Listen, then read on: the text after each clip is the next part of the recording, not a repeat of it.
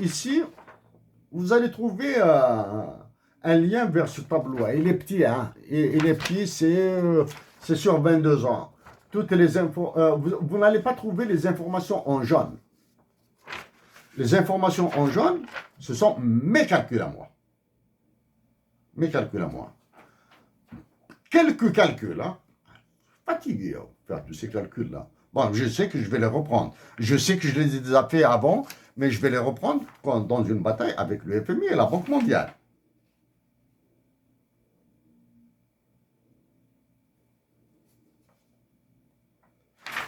Ah.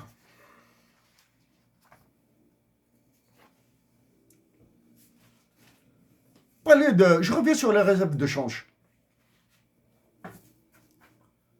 62 milliards de dollars ou bien 99 000 milliards de trillions de dollars. Peu importe. Où sont-elles? Est-ce qu'elles sont facilement engageables? Est-ce que l'Algérie a recouvré les créances auprès de la France et du FMI? Ces créances. Les créances qu'elle détient sur le Soudan, le Sud-Soudan, etc. Ça, c'est la vieille histoire, ça. Hein? D'accord. Est-ce qu'une dévaluation du dinar est hors sujet? Il y a une dévaluation du dinar au jeu. Là. Combien de temps, combien de mois de couverture nous permettent les réserves de change? La Banque mondiale a changé la présentation de ces données. Ma dernière consultation des données de la Banque mondiale, j'ai constaté que la présentation a changé. Donc là, je suis obligé de rechercher l'information, de la recalculer. OK. Que s'est-il passé au niveau des DTS algériens? Droit de tirage spéciaux de l'Algérie auprès du FMI. Que s'est-il passé? D'accord? Il y a un mouvement très sérieux là-bas. Au niveau de DTS. Hein? Il y a d'autres informations maintenant. Elles sont importantes. Elles sont importantes. Hein? Mais comment dire ça se réveille? Mais je dis ouais. Bon.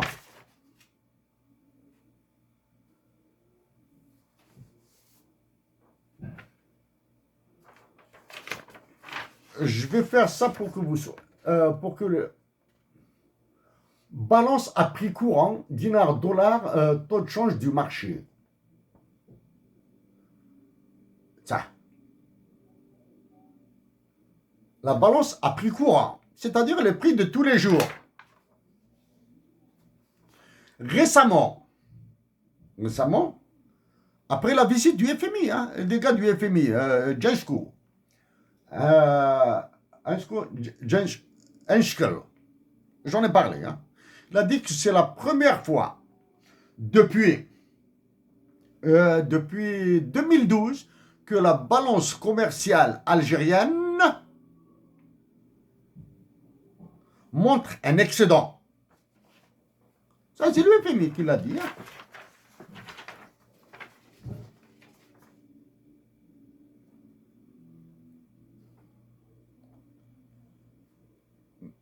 Mais, vous allez trouver ici dans le tableau en caractère plus grand. Ici, là, ce petit bout-là, hein, ce petit bout. Ce sont les données de l'Algérie. Concernant les exportations et les importations. Depuis 2018, les données sont absentes au niveau du FMI. Yeah. Les données, il n'y a pas de données sur les importations et les exportations. C'est-à-dire, comment ont-ils calculé la balance? Pourquoi ils l'ont dit? Je suppose.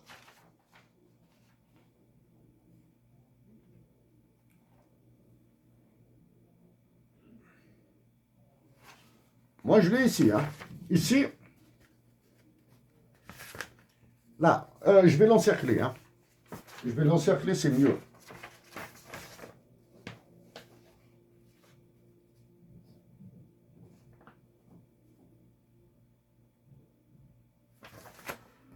Le truc là en rouge, C'est l'absence de données au niveau du FMI. Donc, le FMI, en disant que en 2021, c'est la première fois depuis 2012 que l'Algérie enregistre un excédent commercial, il est là à peu près.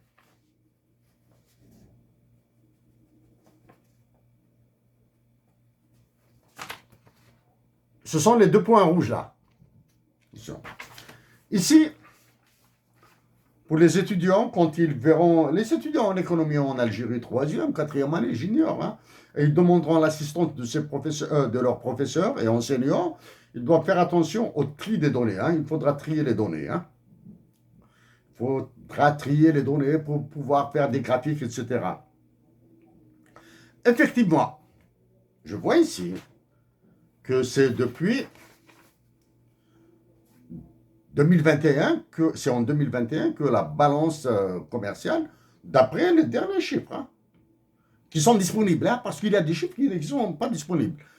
Donc la balance à prix courant, c'est-à-dire les prix, comme vous allez au marché, vous trouvez le batata à 175 millions de dinars, je ne sais pas combien, là, combien coûte la pomme de terre en Algérie. Ça, c'est ce qu'on appelle à prix courant. Mais avec un taux de change du dinar, du dollar, par rapport au dinar, autour du marché international. OK? Par contre,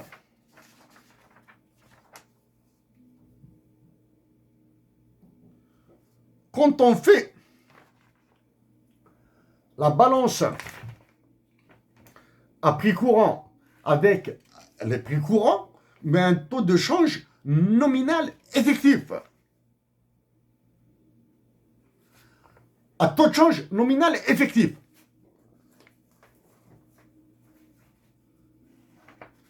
La balance commerciale est négative. Le compte courant de l'Algérie est négatif. Attends.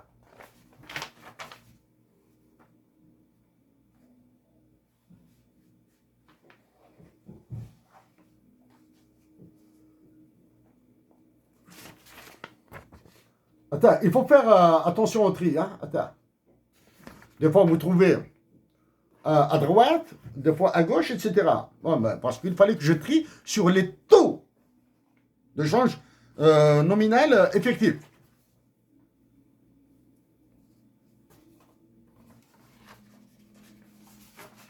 Maintenant, je vais dire quelque chose là. Aux étudiants, il faut que vous appreniez à manipuler les taux de change effectifs, nominal et réel.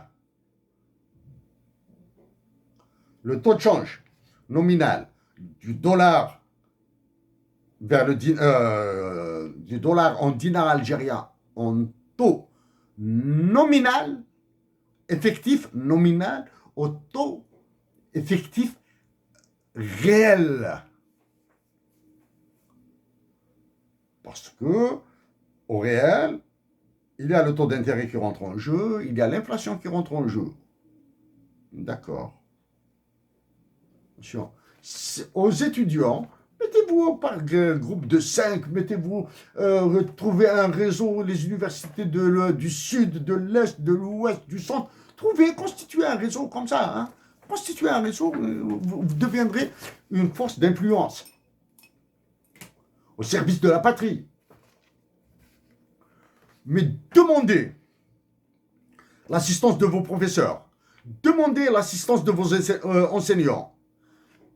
Évitez de parler publiquement si vous avez des doutes sur ce que vous risquez de subir. Si vous parlez dans une conférence publique, etc., sans la présence de professeurs et d'enseignants, etc., vous risquez de subir les foudres de guerre des généraux algériens. Ils vont vous... Et pourtant, c'est des chiffres internationaux. Hein? Les gars du FMI et de la Banque mondiale, quand ils viennent en Algérie, c'est avec ça qu'ils parlent. Hein? Mais pour vous, ils vont vous dire incitation à la haine raciale, incitation à la débauche ou je sais pas quoi là, etc. Ici, les généraux les plus puissants en Algérie sont les généraux qui tiennent la banque centrale. Okay. Les généraux, j'ignoره leur identité, hein, mais les généraux les plus puissants, ce sont ceux qui tiennent la banque centrale. C'est le dernier mot sur ça que je dirais. C'est ce graphique.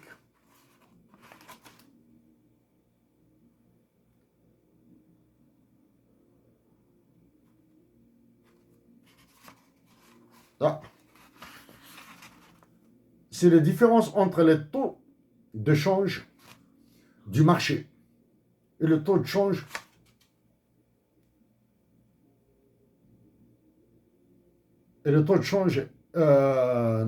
effectif nominal et réel. Hein. Attends. En tout cas, je vais mettre à la disposition vous les Syriens. Du moins, pas ça. Ça, vous le faites tout seul. Là, c'est pas une question de propriété ou quoi que ce soit.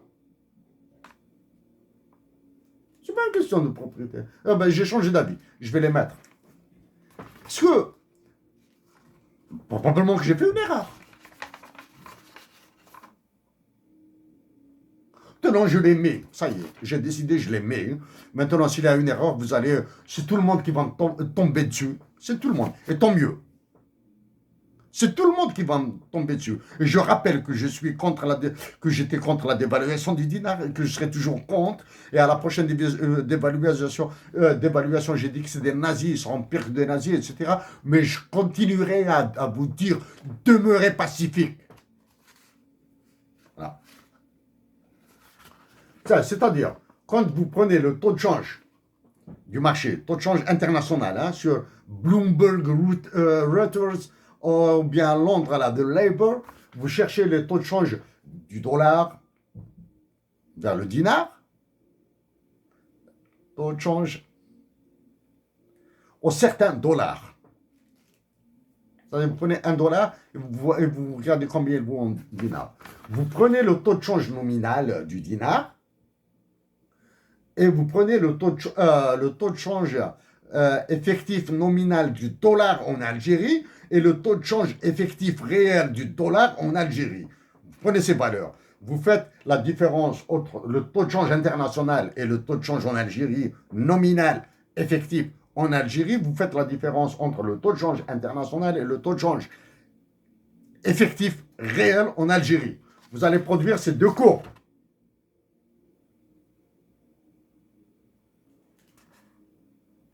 Vous allez produire les deux courbes que vous voyez ici, là.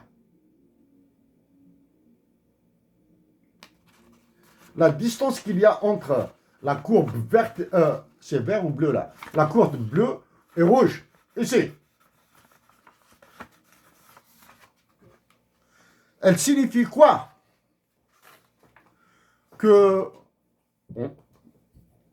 Qu'avec le taux de change effectif nominal ou le taux de change effectif réel, le dollar US est plus cher en Algérie.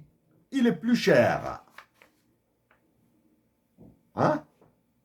Ça veut dire, le dollar en Algérie est plus cher que le dollar à l'étranger.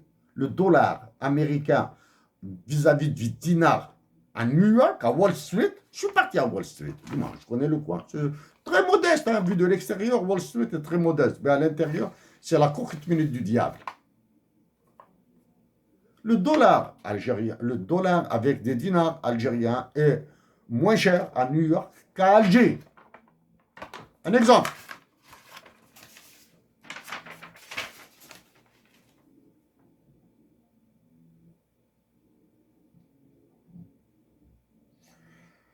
En 2000,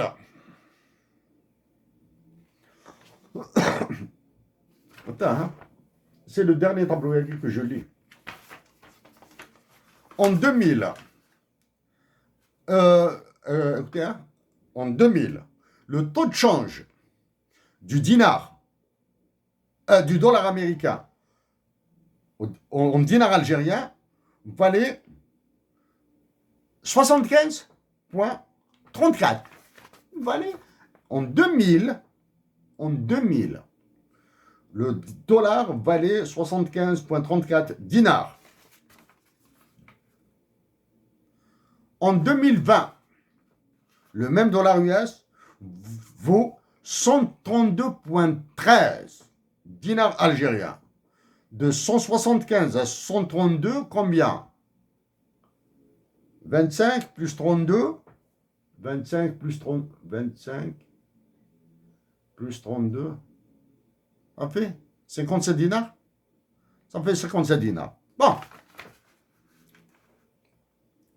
En 2000, la différence entre le taux de change du dollar sur les marchés internationaux et le taux de change nominal en Algérie est de moins 49 dinars,07. Moins 49 dinars,07, c'est la différence entre les deux taux de change. Avec le taux de change réel, la différence est de moins 44,07. OK? Parce que le taux de change nominal au taux de change nominal, le dollar vaut 124,42 dinars en Algérie. Ça, c'est en 2000. Et il vaut, en taux de change réel effectif, il vaut 119 dinars. Bon. En 2020, le taux de change sur le marché international, écoutez bien, sur les marchés internationaux, le dollar vaut 132,13 dinars, d'accord? Sur les marchés internationaux, etc., il vaut 132 dinars,13. En nominal effectif, c'est-à-dire en Algérie, il vaut 74 dinars,30. Et au taux de change effectif réel, 91,20. Regardez déjà, 75 et 91, شحال يقلان 75. 75 à 90. 15 dinars, 16 dinars. La différence est de 16 dinars. Vous imaginez sur 1 milliard de dollars d'importation, nous perdons, ou nous gagnons, si on nous perdons, hein, sur 1 milliard d'importation, 1 milliard de dollars, nous perdons 16 milliards de dinars. 16 milliards de dinars. Et ça dure depuis longtemps, ça. Hein.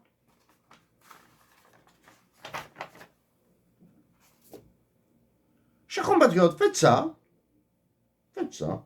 Vous allez découvrir tout aux étudiants en économie, etc., en sociologie, et les étudiants en sociologie, en histoire, vont vous retracer les événements marquants de l'Algérie.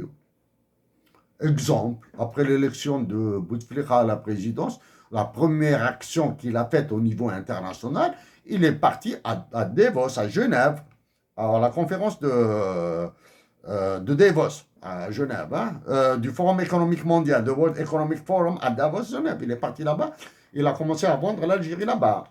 Ça, c'est le truc.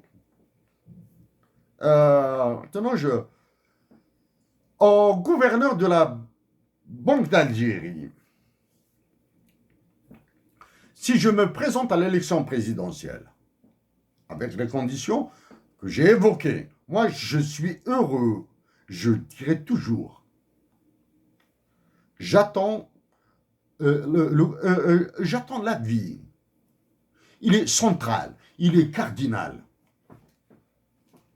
de El Melekiwa. Je le dis parce que je suis heureux de travailler pour ma patrie. Suis-je fier? Non. Je ne suis pas fier de travailler pour ma patrie. Je suis heureux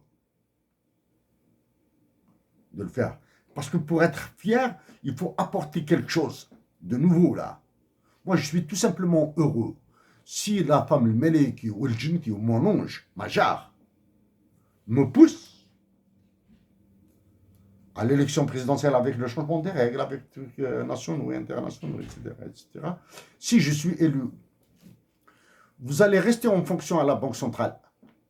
Vous allez rester en fonction à la Banque centrale. Est-ce que, comme gouverneur, j'ignore, parce que je verrai les pressions que je subirai. Et dès à présent, pensez que si Chérif Aïssat était le président de la République, il surévaluera le dinar et le remettra à sa valeur à la date symbolique du 5 octobre 88 ou bien du 30 septembre 88. 5 octobre, il rappelle trop de tristesse, trop de douleur, trop de torture. Pas envie d'accrocher une action à un événement de tristesse. J'ai envie de l'accrocher, de l'ancrer à un moment de paix. Parce que c'est à partir d'octobre 88 que la Banque centrale a mis le train de l'enfer de l'Algérie en route. Donc ça pourrait être 5 octobre 88 ou 30 septembre 88. Là, je demanderai des conseils, assistance.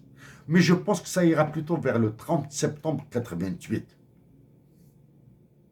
Le taux de change du dinar vis-à-vis du dollar sera égal à le taux de change du dinar à partir de mon élection comme président de la République sera égal à celle du 30 septembre 1988.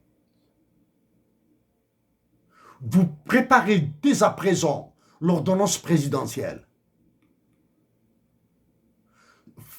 Il est fort probable que ce soit le premier document que je signerai. Il n'y aura pas de loi. C'est une ordonnance présidentielle. Je ferai le coup de Nixon quand il a supprimé la convertibilité du dollar or. Okay? Sera remis de facto par ordonnance présidentielle. Le dinar vaudra ce qu'il a valu, ce qu'il valait le 30 septembre 88. Ça, c'est la première. Vous resterez en fonction à la Banque centrale. Gourbi, chambre à gaz, four crématoire. Vous resterez en fonction. Il faudra beaucoup de vigilance pour éviter des incendies, la destruction de documents au niveau de la Banque d'Algérie. Ça.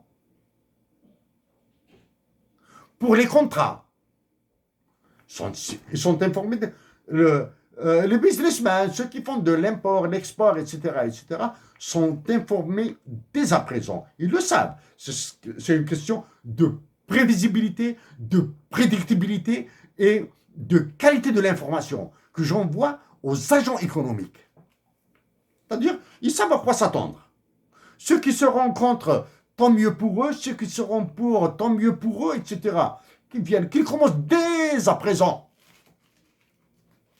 à échauder leur plan pour me faire changer d'avis.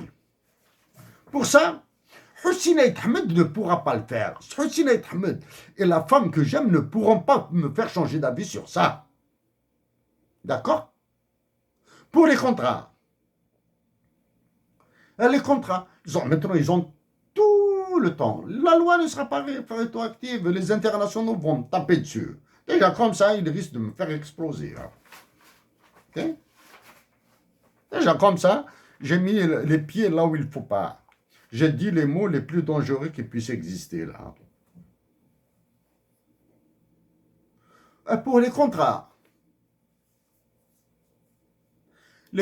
qui... les hommes d'affaires, les importateurs, les exportateurs, etc., etc. Non, monsieur. Soit ils tempèrent la signature du contrat, soit ils signent des contrats fractionnés par période de trimestre ou maximum de semestre. Maximum. Contrat renouvelable tacitement par trimestre ou par semestre. sera renouvelable. Après consultation des autorités du pays, c'est comme ça, hein? C'est comme ça le langage. Après consultation des autorités du pays, hein? C'est comme ça. La Banque d'Algérie, au moins sur ça, ce sera d'être un four crématoire pour l'Algérie. Je suis très conscient des risques que je prends en disant ces mots, hein. C'est pour cette raison que pour les étudiants qui veulent travailler sur les chiffres internationaux de l'Algérie, faites très attention quand vous parlez publiquement, parce que vous risquez d'avoir des problèmes. Même si ceux qui vous créeront des problèmes ne comprennent absolument rien à ce que vous dites. C'est la pire des situations quand un individu ne comprend absolument rien à ce qui a été dit et qu'il sanctionne et qu'il condamne. Exemple. Un policier reçoit, un gendarme reçoit un ordre de vous embarquer, il vous embarque, il vous prend dans un tribunal, vous êtes en détention, etc., etc. Et vous parlez au procureur, il va vous dire que c'est quoi, j'ai parlé de taux de change, etc. Que comprend le procureur en taux de change internationaux, là? Là, ça, c'est un truc en surface, hein. Je n'ai apporté que les aspects en surface, hein. C'est très, très, très léger ce que j'ai apporté.